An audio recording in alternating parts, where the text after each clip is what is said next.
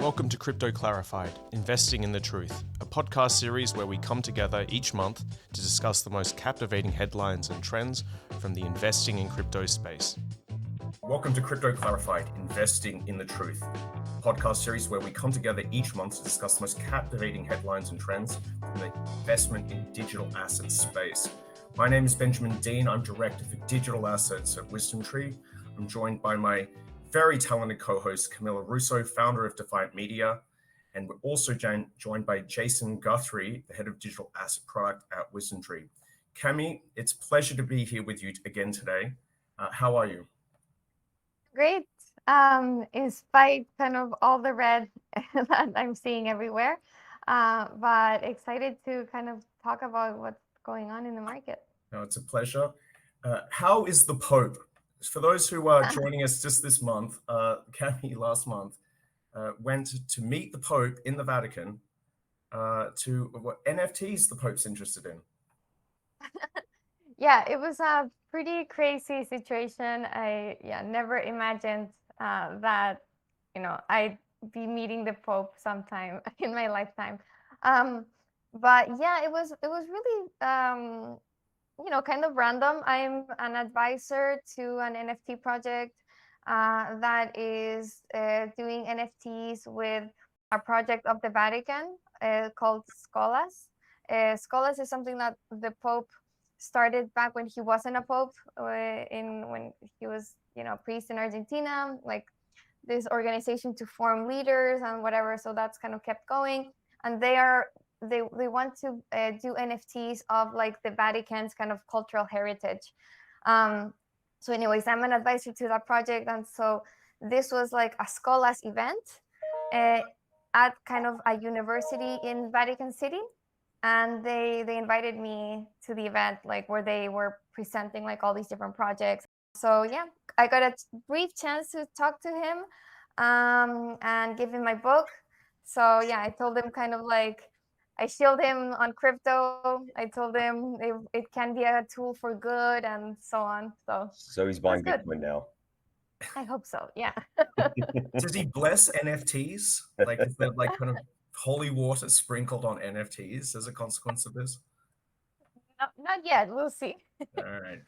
Cool. Well, in today's episode, we're going to cover a few topics. The first, we're going to cover crypto winter, question mark.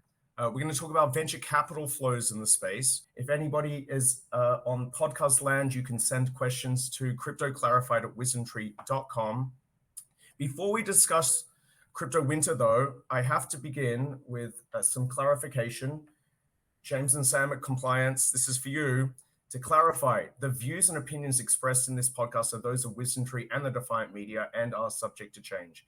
Anything we present in this podcast is not intended to be relied upon as a forecast, research, nor as investment or tax advice. The information presented is not a recommendation, offer, or solicitation to buy or sell any securities, and reliance upon it is at the sole discretion of the listener. Information we present may be based on backtest or forecasted data. Please remember, past performance is no indication of future results. Very good. Crypto winter. 6 months ago, I had the pleasure of joining you both for the first time on Crypto Clarified to talk about crypto winter, if it's happening, how we would know it's happening. And hey, 6 months on, I feel a little bit older. I hope you feel better than I do. Jason, crypto winter, what would it mean and how would we know if we're in one right now? I mean, look, it's a really good question. I think we, undeniably are in a depressed period, right? Like we've all seen what the price action has been on this, but I think crypto winter is like probably one of the most overused phrases, like branded about by every influencer in the crypto world, and doesn't really have like a super good definition. Like when we think about these terms in like wider financial markets, they tend to be defined by something like a recession is 2 negative quarters of GDP growth, right? 2 consecutive negative quarters of GDP growth. Crypto winter doesn't have a definition like this. So for me, when I think about this, it's this sort of cold period where I think where the innovation slows down and where the investment in the space sort of starts to dry up, meaning that some of the projects that are out there that are overexposed or you know, aren't highly likely to succeed start to fall away, right? And I think that's the period that we're kind of entering into as we sort of see a bit of a contraction in the space. We see, as I say, unsustainable projects start to fall away, and the market goes into this period of trying to search for the next big idea that is going to drive us to the next kind of level of adoption. Cami, you've been around this space for so long. You know what a crypto winter feels like, right? Is this where we are right now or not? It feels like the beginning of a crypto winter. So, you know, I was around for the 2017 boom, 2018 bust, and this is what kind of that 2018 roller coaster felt like. Like you were at this kind of incredible peak. Like there was just like money flowing everywhere, just like crazy projects. Like at that time, crazy ICOs. This time around, like crazy NFTs, NFT drops, like raising millions and millions of dollars, like all that kind of flush sense of like there's just like money to go around forever.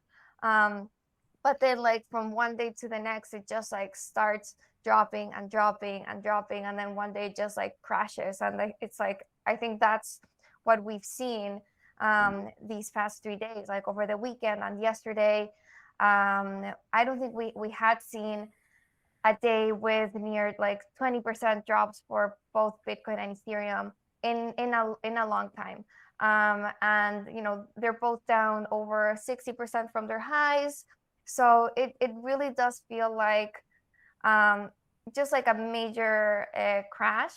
And from here on out, I think we are at the beginning of crypto winter, which to me is just like this like prolonged period of maybe like downwards to sideways action where like Jason was saying, all the fluff is kind of coming out of the market. Like all the opportunities are gone. Hopefully kind of like the scammers are gone, or it's like the space has become less attractive to them. Investors are still around, but they are a lot choosier. They're not kind of just funding everything. And then you know it's kind of that moment of like, okay, people are heads down building and not distracted by just like so much hype. Yeah, I think it's we kind of do need to separate out like the market action and the price moves and what we see for the investment in the space and the growth and kind of the idea generation, or as you say, sort of scammy projects falling away. There's definitely less scammers out there now if my Twitter feed is anything to go by. But I do think like the market sentiment for the price is, you know, it's different this time around. I think in the last crash it was crypto specific, but like this is the everything sell off, right? It's not just crypto that is getting beaten up. It is anything that is high growth or tech related.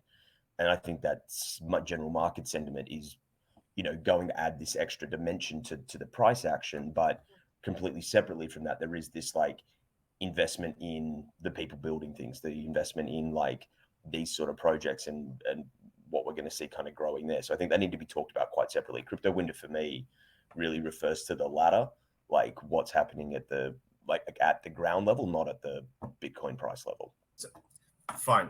All right. Numbers go down. It's bad, right? But what I really want you to is to drill down on like, how do you know it's happening? Which is like separate from price. I know they're interrelated, but it's like, what was the first signs you saw of the strain appearing? And Jason, I'll throw it to you. It's like, is it Terra Luna? Is that like the first sign of strain, or are there other signs you can see? I think like Terra Luna is a big event that happened that's sort of really going to kick this kind of stuff off. That really means we're going to go into this period, and I think adds this extra dimension of like perceived risk to the space. Like, oh, is there this something in the code or is something in the market dynamic that me as an investor couldn't possibly understand, and I'm exposed to that? And I think the answer is like always has been yes to that, and people are just more acutely aware of it now.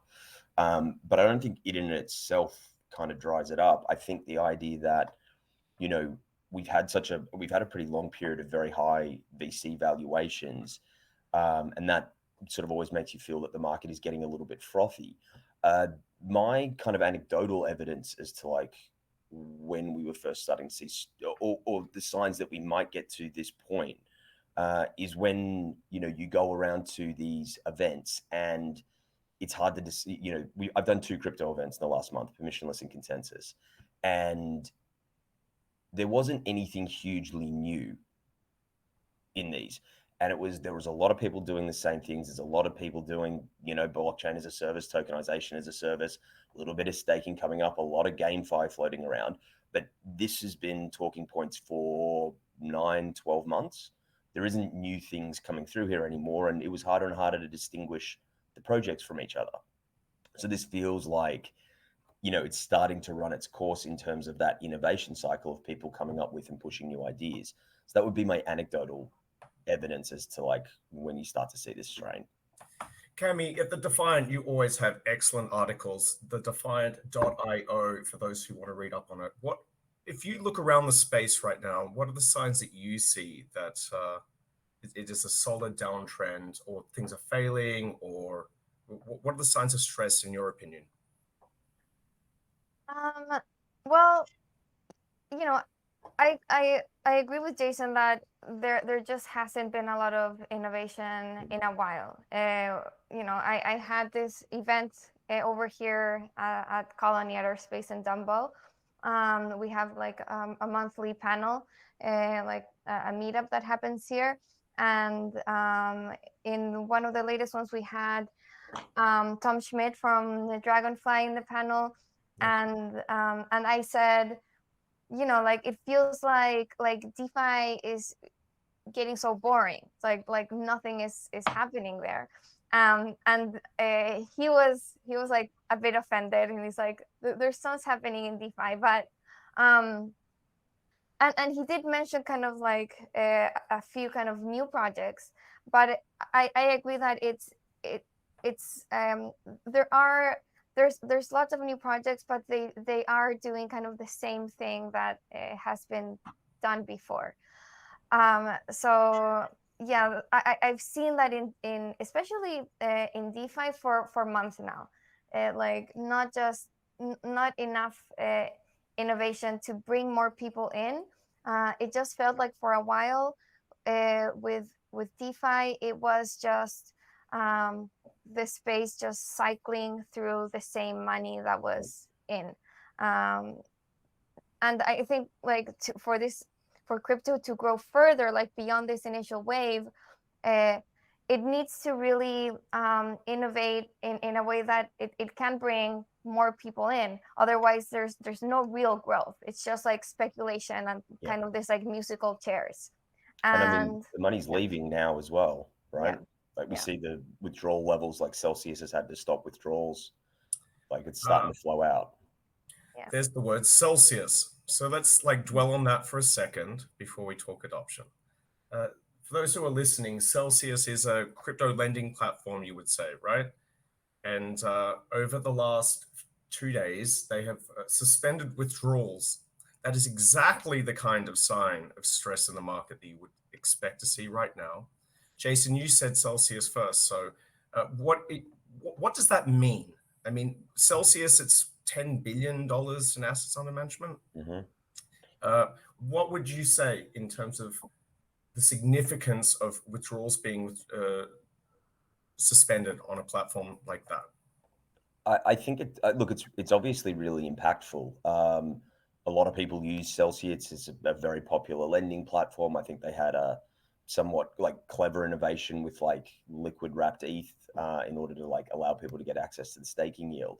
But you know, gating people into these products like is hugely damaging for like trust and confidence in the space. You know, managing liquidity risk against stuff, there's best practice for that in the market. And I think having 75% of the assets locked up like for an indefinite period doesn't come close to kind of doing that. And I mean, this is exactly the sort of thing that, you know, we talk about a lot when we think about what we're building in kind of the DeFi ecosystem around how we can do like, you know, bring asset management best practices to on-chain activities, it's this exact sort of stuff that we want to make sure that there is sort of structure, process, ideally regulation around to help kind of guard against. But I think the biggest like damage that kind of thing does is trust in the space, because people didn't really know that this risk was here.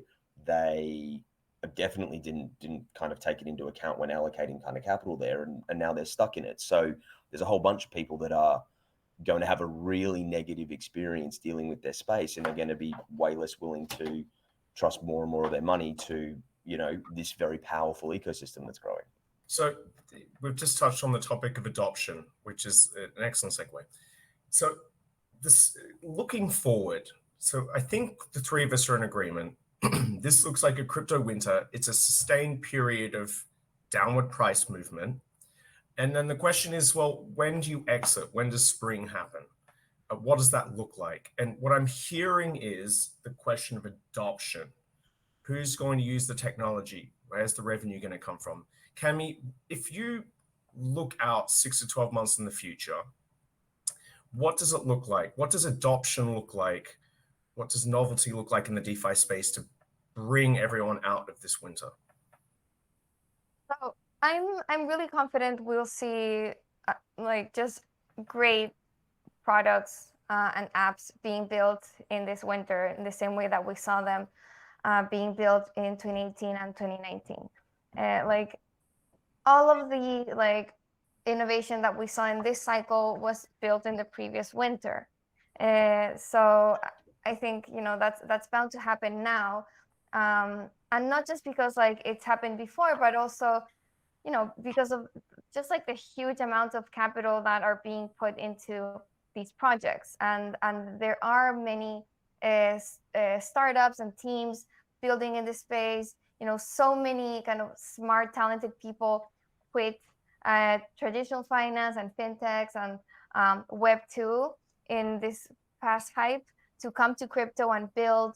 So we did have a massive inflow of talent, massive inflow of capital, and that will produce something. I think it'll produce kind of good things for the space, and it'll be kind of this gestational period that we'll see kind of happening in the next 6 to 12 months. And of course, like who knows, like what the biggest innovations will be, but you know, crypto comes in these cycles where each new cycle brings in a new wave of users and adoption. And I think what kind of was clear in 2021, 2020 was like two major roadblocks for this adoption to happen are scaling and UX. So I think kind of the major kind of the bigger steps to take will be there. You know, innovation that allows everyday people to use blockchain in a cheap, fast way, and to access it very easily. Because right now that's not happening. So I imagine that's where a lot of kind of the big brains will be spending time. Nice one. Indeed, you've said before, Cami, the last crypto winter was when DeFi platforms were built, right? So it is when the folks are out there building, it does end up creating the next wave of opportunities in the space. And it's so easy to be super pessimistic. Whereas the people who are building things, hey, they're still building. And that's the important thing. And you're right there, scalability is the other thing. If we're going to onboard the next billion people onto DeFi, scalability has to be there.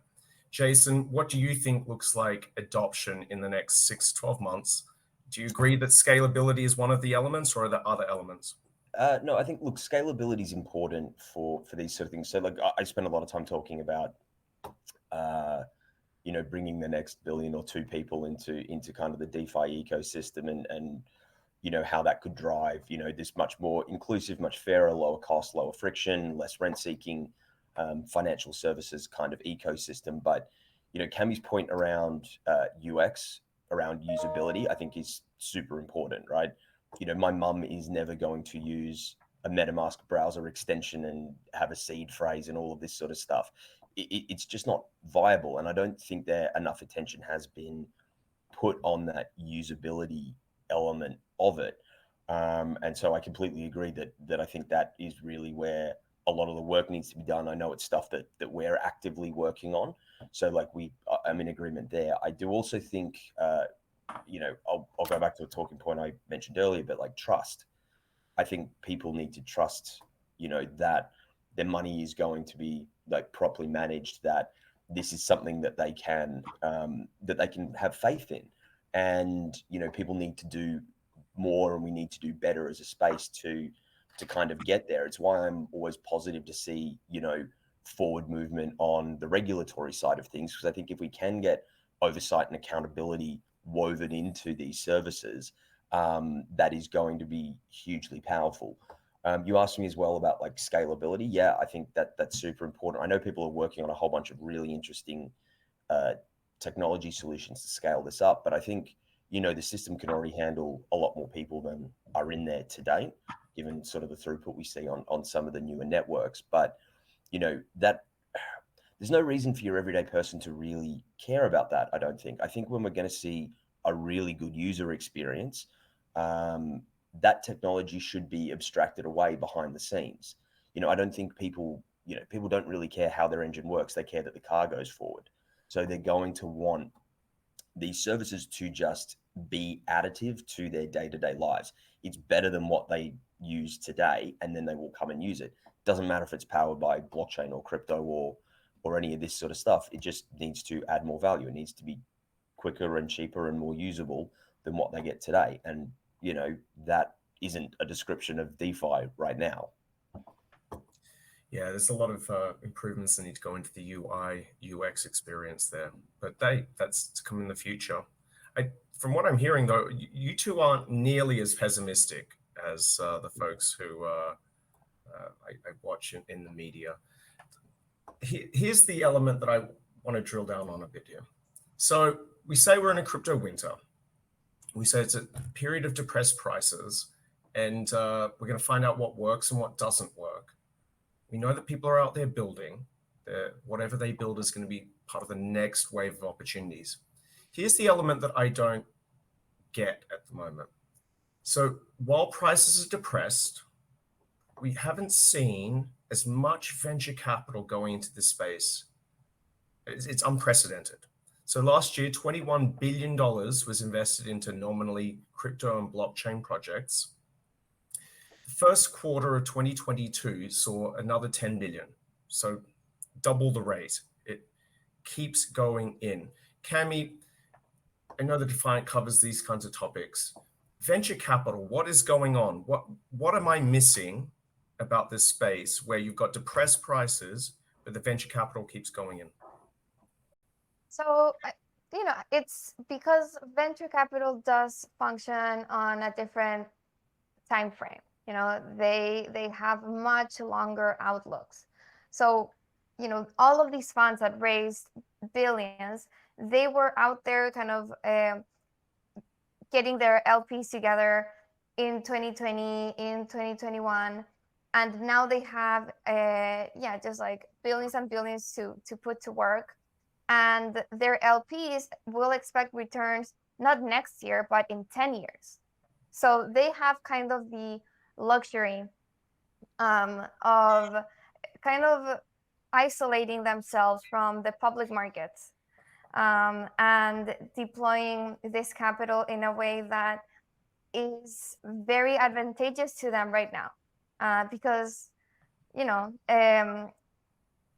startups, they have the upper hand. VCs have the upper hand right now.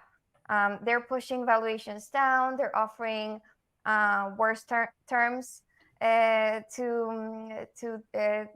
teams, because even if there are huge funds around that were able to raise billions, there are many other smaller funds that just went under. Especially crypto funds, they aren't like traditional VCs in that they only invest in private markets. They sometimes function as hedge funds in that they're a lot more active with tokens, because they do get kind of liquid assets and not just equity. So that means that they had been taking a lot more risk. And so a lot of these funds will be in trouble now. And so that means that while there's a lot of capital to go around, there is less. There is just like less VC funding that we've seen last year. So that allows kind of these big funds to get better terms, to push valuations down on startups. But yeah, it's why kind of you continue to see these huge funding rounds, because all of these bigger funds already raised money. Their LPs aren't going anywhere. They'll expect returns in 10 years. So they still have a lot of money to deploy. And yeah, it's kind of like, it's the best of both worlds for them. You know, it's like they get great terms and they still have a lot of money in a really bad public kind of markets environment. It's true. It is a totally different time scale, isn't it? It is a 5 to 10 year outlook, and it's completely different to a lot of folks who right now are looking at a 60-40 portfolio burn down on both sides. It's just a totally different way to look at things. Jason, I know you keep one eye on the venture capital space. Where do you see this money going? Like it's going somewhere, as Cami says. Where is it going? Where are the opportunities, and are they the correct opportunities? Is Jason? Where have we? I mean, where we have seen it go has been increasingly into a lot of these like metaverse, NFT, and GameFi projects, and that over I think like 3 to 6 months, that's sort of been where this stuff is getting very concentrated. You know, is that the right place to put it? I tend to think the stuff that's getting invested in at the top of the cycle is maybe not the most advantageous stuff. I'm personally not a big fan of a lot of these sort of GameFi projects that are going on at the moment. They're still very conceptual and have got some really lofty valuations on a lot of these tokens. Like if you look at Sandbox and what it is worth, I find it really baffling, given that, you know, yes, some of its elements are nominally on the blockchain, but the game itself is garbage, and is really difficult to use. And, you know, there's data out there on, you know, how you can actually monetize video games. We know like the most successful game of all time is like GTA 5, and it's made like $1 billion over 10 years, and it's across 3 platforms and stuff like that. I don't know how this thing is worth 30 times that, when they're not trying to iterate the business model at all. Yes, right? that's true. And I think every time that we've seen technology really deserve these type of valuations, or like high growth tech companies, is when they're fundamentally going after a new business model that will make it more scalable and more profitable than the industry that we saw come before it, right?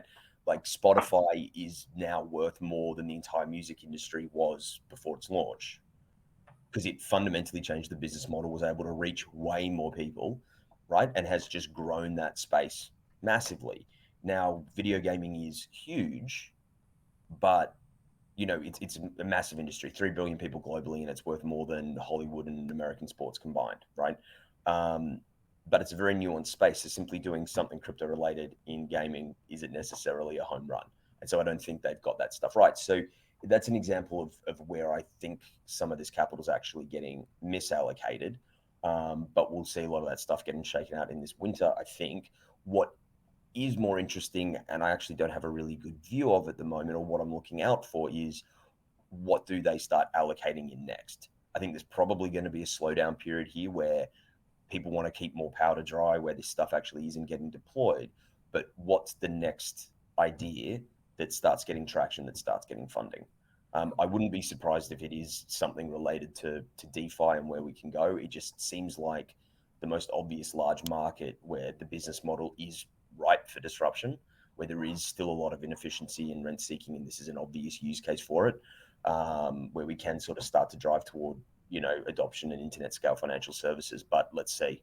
I don't have a crystal ball on this I one. think to add there, I agree. Like I also scratch my head at some of these GameFi valuations, especially because like the games just like aren't fun to play. Like in the end, sure, like you can add NFTs to it, and maybe that does change the business model. but in the end, like people need to be able to play it beyond like the speculative aspect. With DeFi, yes, really kind of ripe for disruption, and I agree. We'll see like a lot more innovation is needed for it to really take off. Another category I'd look out for is social media. It's like Facebook has been kind of the I don't know, it's like the perfect antagonist to Web3. It's like the Web2 overlord, watching over our data, owning kind of our information, and so on. So I think that's very ripe for disruption as well, and it is a huge market. So and everyone hates Facebook. So and everyone hates Facebook. So and there's Avid doing stuff. There was a BitCloud. I know there's like a lot of kind of like innovation activity, people thinking about how to take this on. Nobody has really kind of succeeded yet, but yeah, so that's something to watch. Thank you for listening to part 1 of our latest Crypto Clarified podcast. Stay tuned for part 2, in which we'll be tackling key educational topics, as well as debunking some of the popular misconceptions around cryptocurrencies in our Crypto Myth Buster session.